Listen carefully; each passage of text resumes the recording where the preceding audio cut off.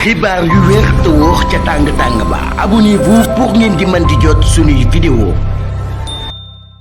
Tabaski Ngom ginnaaw bi ñu ko génnee luubal lu toll ci 700 millions de francs CFA ca trésor public moom na daal dina koy nangu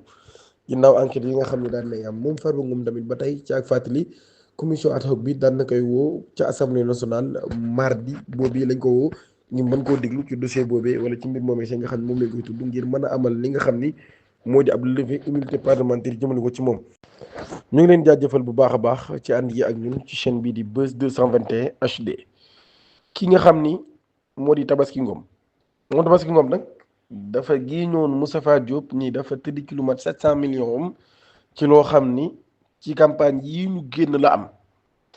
ci fàttali Tabaski Ngom dafa àndoon ak Moustapha Diop ci campagne yi bokkoon ci ay listam waaye li ci gën a doy waar nag mooy moom Tabaski Ngom boobee trésor public la nekkoon waaye trésor public boobee noonu 7 mois rek la fa def sur 7 mois réussir na à pomper 700 millions maanaam mën nañu wax ni kon weer bu nekk pompé na 100 millions 100 millions nga xam ni 7 mois yi dafay nekk 700 millions ci loolu yi ginnaaw ba mu daal di giiñ Moustapha Diop ni dafa tëdd ci alalam ba yóbbu woon ko ci yoon man Tabaski Ngom nag ci lañ ko mujjee sax daal di tegee loxo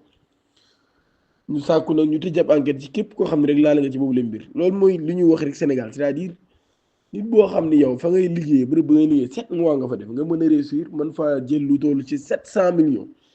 yéen a ngi imaginer ka fa def 10 ans ka fa def 5 ans ka fa def 7 ans ka fa def 2 ans ak sax ka fa def 3 ans 4 ans c'est-à-dire koo xam ne yow 7 mois nga fa def 7 mois di service nga mën a dóor 700 millions vous imaginez quoi maam c'est-à-dire dafay mel ni weer bu dee kooku réussir na ci làq lu toll ci téeméeri million maanaam nga xam ni moom li ñu wax ni moom la jël ci xaalis ab milliard la bu manqué 300 millions maanaam juróom ñaar téeméeri million ci suñu xaalisu réew moom la ndaw si daal di réussir daal koy luubal waaye loolu sàmba yomb na loolu daal ci réewum Sénégal ngay gis koo xam ni simple fonctionnaire la xëy moom wax dëgg yàlla waroon naa rusa sax génn naan de yóbbu nit ci yoon parce que dañoo jël 700 millions 700 millions yoo xam ne yow moomoo ko réew mee ko moom réew mi moo ko moom nga réussir ba luubal ko ba teg ci loxo ci xaalis boo xam ne yow du sa xaalis du sa xaalisu kenn koo xam ne jege nga ko nga jël ko teg ci loxo di ci politiquer ngir lan parce que da ngaa bëgg a nekk député wala dafa am ko àndal mu bëgg a nekk député wala da ngaa am ndombal tànk boo xam ni yow soxla nga ko maanaam ndombal tànk moo tax ngay dóor xaalisu réew mi di ci battre campagne mais ndombal tànk mooy lan 700 millions nur na lu tuuti ci boo koy xool ci état mais li man daa bari de dafa mën lu baree bari 700 millions li mu mën dafa bari mën naa fàtt ay turu yu baree bari ci réew mi rawatina réew moo xam ni féppay metti réew mi féppay metti fépp a dëgër foo laal nit ñaa ngi bëgg a dee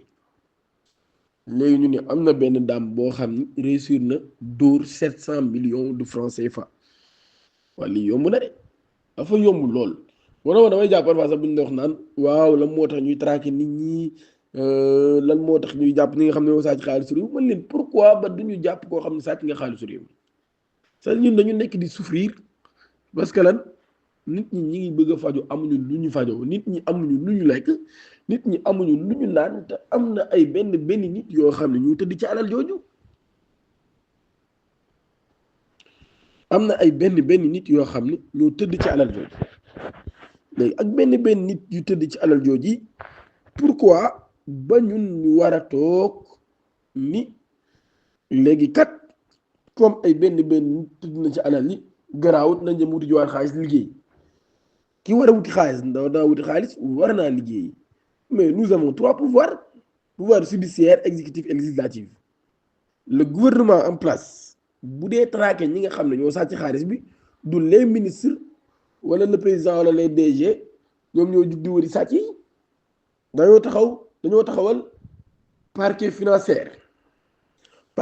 boobu fan la bokk ci le pouvoir judiciaire léegi le pouvoir judiciaire ñoom ñooy traqué ñi nga xam ne ñoom ñoo sàcc xaalisu réew mi le pouvoir judiciaire ñoom maam loolu mooy seen liggéey di seen liggéey mooy képp koo xam ne wàcc nga yoon maanaam li nga xam ne constitution bi dañuy tënk waa réew mi nga wàcc ko ñu tegal la ci raay bi sàcc nag maanaam ku ko def da ngaa wàcc yoon léegi pouvoir judiciaire moom bu jàppul sàcc jàppul ku rey nit jàppul ku violé kan lay jàpp waaw du fekk benn honnête citoyen buy liggéey mu jàpp ko nañ bàyyi nit ñuy traqué le pouvoir judiciaire moom mooy traqué moom mooy jàpp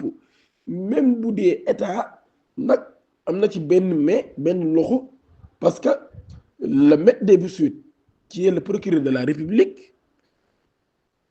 Ousmane Diagne le ministre de la justice moom mooy patron mais ça ne veut pas dire que ni nag état moom mooy bàyyi ay activités pour dem di poursuivre ay nit parce que même le ministre de la justice Ousmane Diagne aussi liggéeyam mooy fexe ba ñoŋal justice bi fexe ba ñoŋal justice bi ne daf cee bokk ci képp ku sàcc buñ la waree jàpp ñu jàpp la buñ la waree teg loxo ñu teg la loxo sa dëgg-dëgg nag am na loo xam ni jàpp naan ci réew mi ni réewum Sénégal waruñoo nekk sax di ko nës nësal bi topp mooy l'affaire Farba Ngom avocat mi def nañ point de presse moom def na point de presse du jaar ma ciy ñëwaat dégg nañ li wax ci point de presse bi assemblée nationale commission ad hoc bi taxaw na convoqué nañu Farba Ngom ce mardi incha allahu rabbi dina wuyu ji bu ko defee ñu déglu ko après nag ñu xool buñ ko digloo ba pare nag ci lañu procédé pour ñu lever li nga xam moo di immunité parlementaire am ngir jébbal ko justice mu mën a def liggéeyam mu mën a def liggéeyam Farba Ngom aussi li ma leen wax rek c'est-à-dire ça ne veut pas dire que ni musul jiite dara que maanaam mun ñu koo jàpp ci luubal mu ne ko jàpp ci blanchiment des capitaux nit mën na jël xaalis bu liwul di ko jaarale ci Farba Ngom ngir raxas ko est-ce que boobaa dañ naan duñ jàpp Farba Ngom ngir blanchiment des capitaux mën nañ ko jàpp ngir guerre corruption mën nañ ko jàpp ngir laneen ak laneen kenn du wax ni diw dénk ñu ko woon nekkul woon DG nekkul woon nangam mun ñu ko topp ci xaalisu réew mi wala nangam bien sûr que oui bien sûr nit ñi nag dafa ñu jënd jàpp leen ak luubal bu ñëwee ñaareel ñi dañ ciy tudd ñëwaare ñoo xam ni mësuñoo am benn poste de responsabilité sax yu ndaw yi nga xam ne Farba Ngom am na moo tax am na yoo xam ne aussi bu ñuy taxaw di ci wax dafa war a mat a bàyyi xel Farba Ngom moom li may wax rek c'est-à-dire dafa bokk ci ñi nga xam ne yoon da leen a war a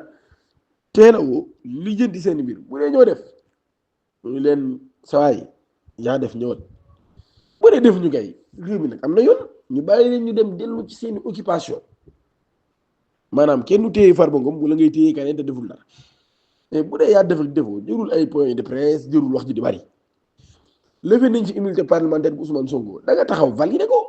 bokk nga ci ñu ko levé bokk nga ci député yi doon wax pour ñu levé ko ñu bëgg levé seen immunité parlementaire ngay wax looy wax ñu leen jaajëfal baax a baax di leen ñaan ngeen abonné activer cloche de notification bi pour bañ a rater suñu yenn vidéo jërë ngeen